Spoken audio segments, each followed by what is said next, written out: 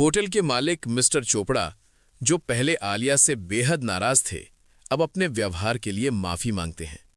वो उन्हें बैठने के लिए कहते हैं। आलिया खुद भी उनके इस बदले हुए रवैये से हैरान और खुश हो जाती है।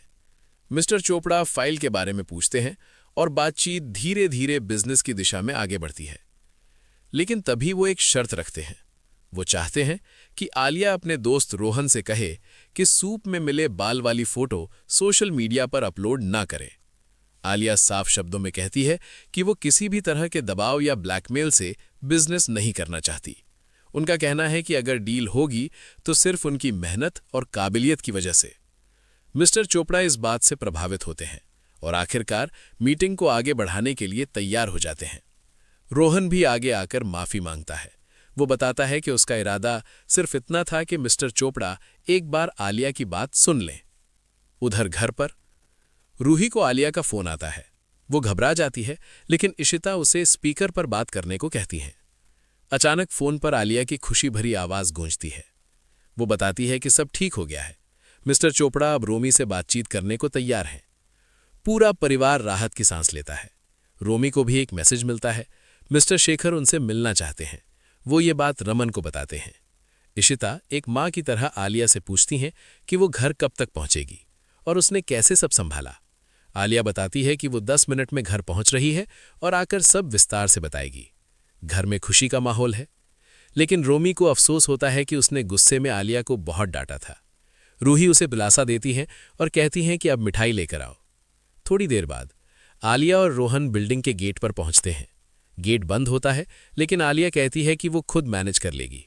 जैसे ही वो अंदर जाती है, इशिता उसे देख लेती हैं। दोनों गले मिलते हैं। रोहन ये सब दूर से देखता है और मुस्कुराता है। उसे अच्छा लगता है कि आलिया अपनी माँ को अम्मा कहती है।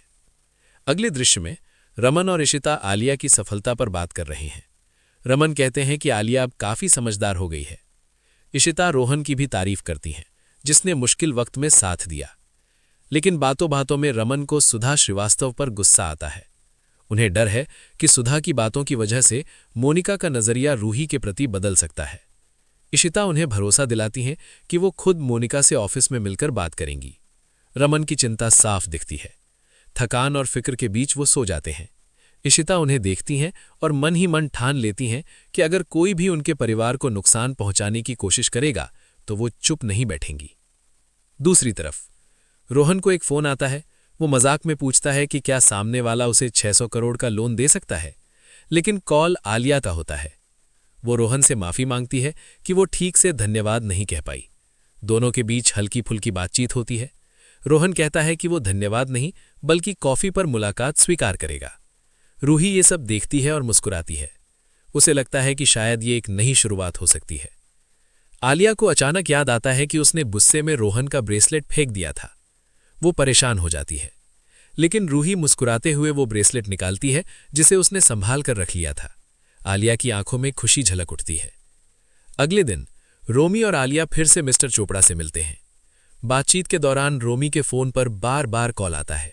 वो आखिरकार कॉल उठाते हैं और दूसरी तरफ होती हैं सुधा श्रीवास्तव। सुधा उन्हें एक चौंकाने वाला ऑफर देती हैं।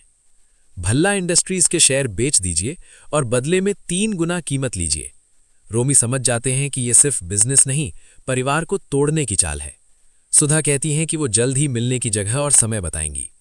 कॉल कट होते ही रोमी के मन में एक ही सवाल है, क्या ये सिर्फ बिजनेस गेम है?